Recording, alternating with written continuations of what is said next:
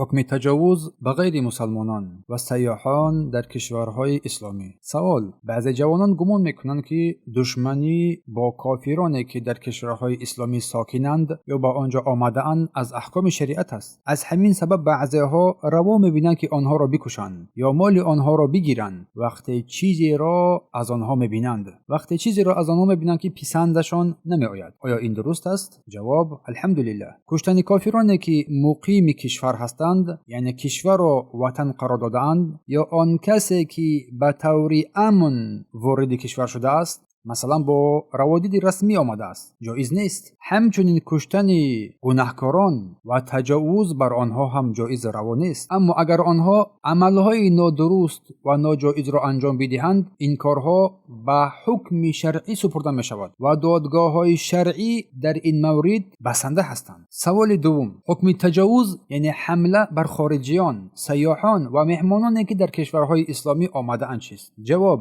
الحمدلله. این کار جایز و روا نیست. تجاوز حقی هیچ کس نیست، نوبسته از آن که آنها سیاحانند، کارگر یا مهمانند، زیرا آنها با امان وارد کشور شده‌اند. هر کسی که با امانت آمده است نمیتوان به او حمله کرد. کار درست این است که دولت با آنها مشورت کند و آن چیزی را که ناشایسته است مانند پوشش یا رفتار نامناسب به آنها از آنها باز بدارد، باز داشته شوند. اما مردم حق ندارد که آنها را بزنند یا بکشند یا آزار بدهند، بلکه باید مسئله با والیان مقامات مسئول گذاشته شود، زیرا تجاوز بر آنها تجاوز بر کسی است که آنها را امان داده است. اما نصیحت کردن و دعوت به سوی اسلام، امر بر معروف و نهی از منکر اگر مسلمانند، این چیزها مطلوب است و دلیل‌های شرعی آنها را دستگیری می‌کند. از پروردگار کمک، یاری و مدد می‌طلبیم. نه قوت و قدرت و نه توانایی است مگر قوت و قدرت پروردگار. و درود و سلام الله بر پیامبر صلی الله علیه و سلم و آل و اصحابش باد. منبع: شیخ ابن باز،